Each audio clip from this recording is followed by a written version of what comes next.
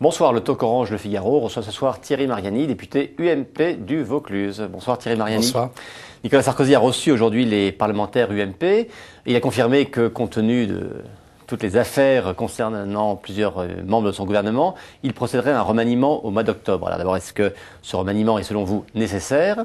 Et si oui, est-ce qu'on peut attendre le mois d'octobre pour réagir? Ce remaniement était prévu. Ce n'est pas compte tenu des événements actuels. Nicolas Sarkozy avait été très clair. L'important aujourd'hui, c'est la réforme des retraites. D'ailleurs, que mène avec talent Éric Woerth. Et puis ensuite, je pense qu'il y aura une nouvelle étape dans l'action gouvernementale.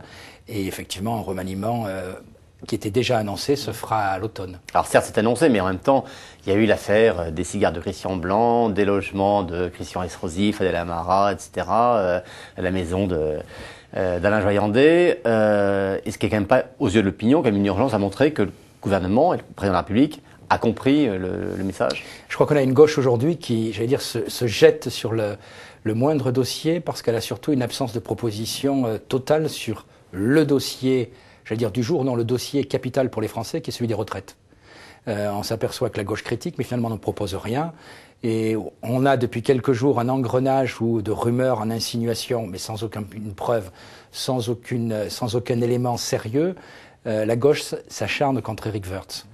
Je crois qu'aujourd'hui, l'important pour la majorité, c'est de tenir le cap sur les retraites. Et je le répète, moi, je fais vraiment confiance à Éric Woerth sur ce sujet. Et puis, les Français jugeront. C'est vrai qu'il y a eu des dérapages pas admissibles, mais c'est vrai aussi que jamais il y a eu autant de transparence. Si, par exemple, désormais, les comptes de l'Élysée sont vérifiés en permanence, c'est parce que Nicolas Sarkozy l'a voulu. Et mais vous parlez vous-même de dérapage. Qui dit dérapage doit dire sanction? Je crois qu'il y a des dérapages qui marquent l'opinion. Vous avez cité une affaire de cigares payés sur des fonds publics. C'est vrai que ça choque profondément nos concitoyens. Mais remettons ça à l'échelle quand même, j'allais dire, des affaires de l'État. Le dossier important, c'est les retraites. Et les seuls qui s'en occupent et qui agissent, une fois de plus d'ailleurs, c'est la droite. Chaque fois qu'il a fallu réformer les retraites, la gauche a critiqué et revenu aux affaires, elle n'a rien changé. Mais est-ce qu'Éric Woerth ne serait pas plus serein pour mener cette bataille des retraites s'il ne continuait pas de porter cette étiquette de trésorier de l'UMP qui nourrit aujourd'hui la polémique? Il est trésorier depuis la création de l'UMP. Donc il n'est pas devenu trésorier quand il est devenu ministre du Budget. Et aujourd'hui, si Éric Woerth est attaqué de cette manière, aussi violemment, aussi injustement, avec maintenant, je pense qu'on en est vraiment à la calomnie parce qu'il n'y a aucun élément concret pour prouver qu'il aurait été, j'allais dire, en faute. C'est justement parce qu'il porte cette réforme des retraites.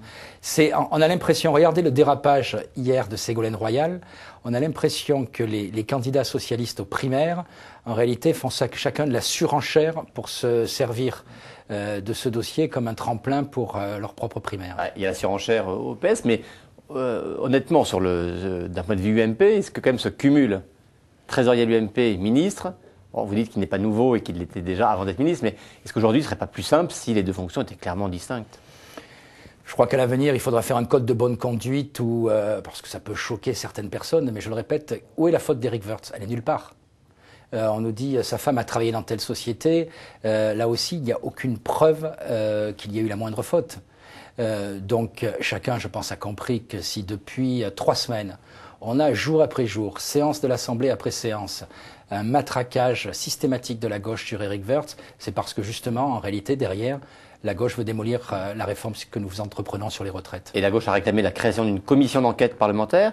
Et François Goulard, qui est quand même un député UMP et ancien ministre, a déclaré que cette demande était, à ses yeux, légitime.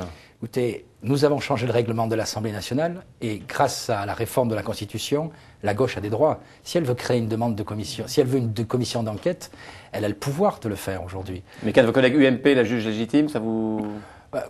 On sait très bien que le collègue que vous venez de citer a un comportement, j'allais dire, par moment, qui n'est pas celui de la majorité des députés UMP. Disons-le, il est villepiniste. Disons-le, il est villepiniste, voilà. Non, je pense qu'il y a une réforme phare qui est un enjeu primordial pour les générations futures. Je pense que je suis heureux que l'UMP serre les rangs derrière Éric Woerth. Alors il y a quelqu'un en tout cas dans la vie politique qui s'est emparé de toutes ces affaires, c'est Marine Le Pen, peut-être prochaine présidente du Front National. On écoute ce qu'elle disait hier sur RTL. J'ai été la première, dans l'indifférence, il faut bien le dire, de la classe politique et journalistique, à dire que je trouvais absolument scandaleux que M. Woerth organise des sauteries avec les grands donateurs de l'UMP, où le président de la République, qui doit être au-dessus des partis, qui doit être le président de tous les Français, venait serrer la pince à ces grands donateurs pour les remercier. Je pense que dès ce moment-là, le verre était dans le fruit, mais il a fallu arriver à la situation où on est aujourd'hui pour que ça fasse enfin réagir. Alors, est-ce que vous ne craignez pas que les électeurs traditionnels de l'UMP soient sensibles à ce que dit Marine Le Pen ? Marine Le Pen, finalement, reprend, avec une génération d'écart, la même attitude que son père. C'est-à-dire en essayant de surfer sur les problèmes de la majorité, mais en ne proposant, là aussi, strictement rien de concret. Moi, j'aimerais entendre ce que nous propose, par exemple, le Front National sur les retraites. Je constate que depuis les régionales, effectivement, Marine Le Pen est très présent à chaque fois, systématiquement, pour critiquer, mais pour rien proposer de concret. Mais vous citez Jean-Marie Le Pen. En 2007, Nicolas Sarkozy l'avait réduit à 10%, en faisant lui-même plus de 3 fois ce score-là. Vous pensez qu'aujourd'hui, un candidat du Front National, que ce soit Jean-Marie Le Pen ou Marine Le Pen maintenant, ne fasse pas plus de 10%? Je pense que si on ne retrouve pas le sens de certaines valeurs, il y a un risque effectivement que le candidat du Front National, quel qu'il soit, fasse un score significatif.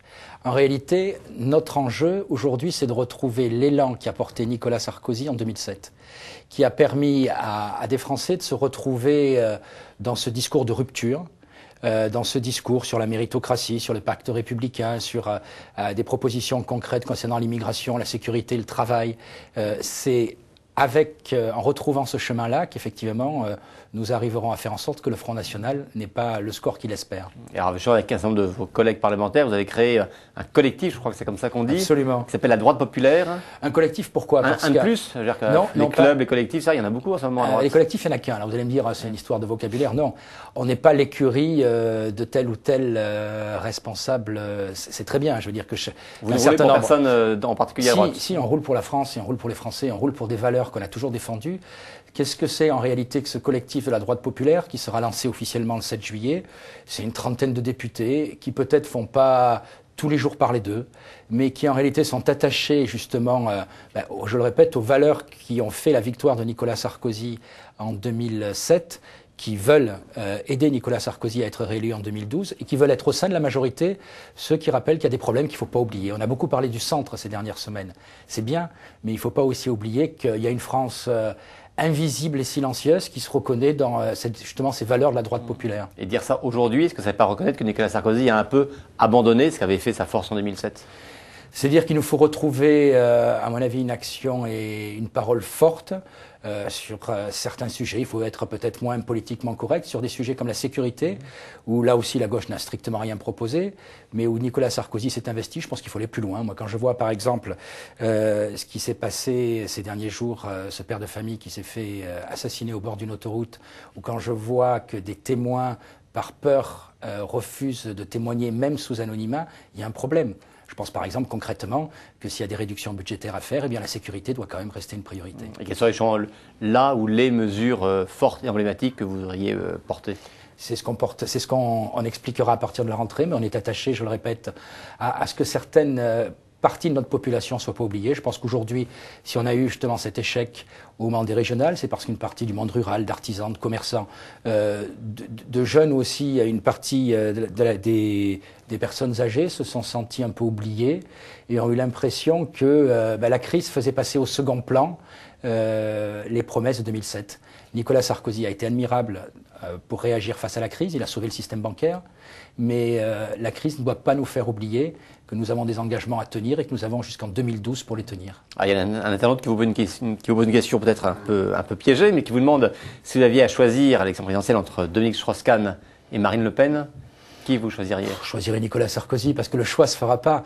De cette manière, je suis persuadé. C'est une pirouette un peu. Oui, non, c'est pas une pirouette. C'est si j'avais choisi entre Dominique Strauss-Kahn et Marine Le Pen, je pense que Nicolas Sarkozy reste quand même, et on le verra pendant cette campagne, un candidat incontournable parce que dans cette crise, eh bien, je pense que le bateau France est tenu. Et heureusement qu'on a la chance d'avoir Nicolas Sarkozy comme président. Je ne sais pas si c'était Ségolène Royal ou Martine Aubry, comment le bateau France aurait été tenu. Et si j'ai bien compris, le sens de votre initiative, c'est justement empêcher qu'un certain nombre d'électeurs de l'UMP partent au Front National, mais est-ce que la réalité électorale, telle qu'on l'a vu notamment en régional, n'incite pas à se reposer la question qu'on n'avait plus entendue depuis longtemps, d'éventuels accords politiques entre le FN et l'UMP? Non, c'est pas l'actualité. D'abord parce qu'un arbre ne change pas la forêt. Et derrière Marine Le Pen, si elle est élue responsable du Front National, les cadres restent les mêmes. Souvenez-vous quand, par exemple, à Toulon, le Front National a gagné la ville, 6 ans après, il faisait moins de 7%, tellement la gestion avait été calamiteuse. La différence entre le Front National et l'UMP, c'est que peut-être par moments on soulève les mêmes problèmes, pour certains d'entre nous, mais en tout cas, nous apportons des solutions concrètes et on ne se contente pas de slogans. Je ne vois pas dans les propositions de Marine Le Pen aujourd'hui le moindre début de solution pour la France. Tu as une zone de question peut-être un peu plus personnelle. Au lendemain des régionales, vous aviez exprimé votre agacement, votre courroux à l'égard de Nicolas Sarkozy. On se souvient que vous aviez porté le combat de l'UMP dans la région PACA et vous aviez dit que vous vous sentiez avoir été pris un peu pour un con dans cette campagne. Vous êtes toujours fâché contre lui? Non, je ne suis pas fâché contre lui. D'abord, chacun de nous a des moments d'humeur et de déception que je ne renie pas. Mais je crois qu'aujourd'hui, on a un pays qui est vraiment dans une situation délicate. On a des défis à relever et je ne vois pas qui, à part Nicolas Sarkozy, pourrait relever ces défis. Donc vous restez sarkozyste? Ah oui, toujours. Thierry Mariani, merci. Et merci. Rendez-vous demain pour une nouvelle édition du Talk Orange, Le Figaro.